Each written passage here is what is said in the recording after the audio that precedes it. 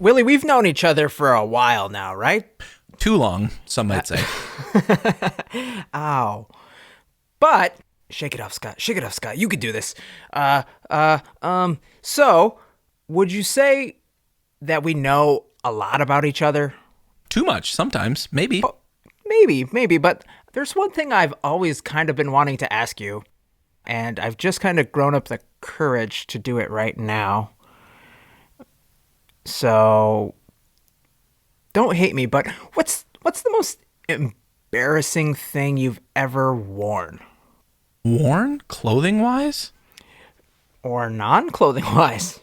Oh. I thought of this because I was just thinking of ways that we could, connect a little better. We already know so much, but this is one thing we've never really talked about. I remember being in middle school once, and it was just a regular day, getting ready for school, and was going through my laundry, realized that I hadn't done anything in a week or so, and I had no underwear, no clean underwear. And I think I was just too prideful at the time to wear dirty underwear after taking a shower. So I went commando that day. And let me tell you, you are hyper aware of everything the first time you don't wear underwear to school. What is my penis doing now? Do I have any holes in these jeans that aren't where they're supposed to be? Like when I sit down, is my butt going to get the inside of my jeans dirty? Like all of these questions went through my head several times during that day. I had to be careful what I ate for lunch. Could you potentially let one rip and all of a sudden you have a shit streak on the back of your pants? I mean, you're in middle school. That's more reasonable. Right. That's when anything society-wise that would, cause you to be ostracized, that was life or death. Mm-hmm. I have an embarrassing moment for you. I was with someone and we were waiting for her car to be serviced. And it's in the middle of winter, so it's pretty cold outside. Not -9 degrees, but high teens. Very cold. I was shopping a lot at H&M because it's affordable clothes. And when you don't have a lot of money, you kind of shop for shit clothing.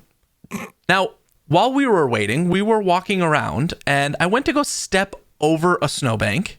And have you ever had pants rip from stretching too far? Like those gifs of people's pants ripping at a wedding? Several times, yes. I was a large kid. So, yeah.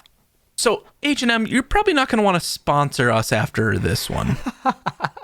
Because my pants, Scott, ripped from the seam with the button at the top to my ankle. Oh, on the inside. Straight down the inseam, all the way down. And now, this is like post stepping over. It's ripping as you're stepping over it. So like painting the comedy scene that you see on TV. You try to look cool on one side of the snowbank. Leg goes up, rip on the way down, and now are you standing like a bridge over this small mini mountain? Just flapping in the wind? I am, and it made a sound more like an explosion and less like a rip. Here's the deal. To paint the scene a little bit more, I'm going to tell you the location, and then I want you to describe to our listeners who are not from this area what this must have been like. On towards Lakeville, I think by the Burnsville Mall or the Apple Valley Mall, where all those car dealerships are. Oh, yeah, yep, I'm familiar. And the embankment that I was stepping up to was right next to all of the busy roads and where that Target is.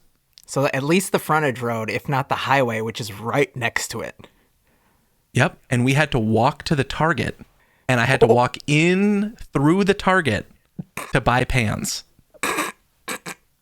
Were you holding anything my together? Penis? Yes. There wasn't an option. There wasn't an option to hold things together.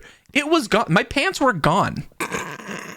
Arguably, I would have looked more normal had I taken my pants off.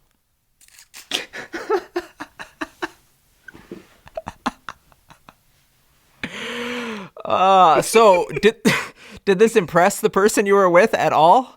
She cheated on me Oh, so what you're saying is you should have multiple gone full times commando. at that car dealership. My life is pain. And then in Target.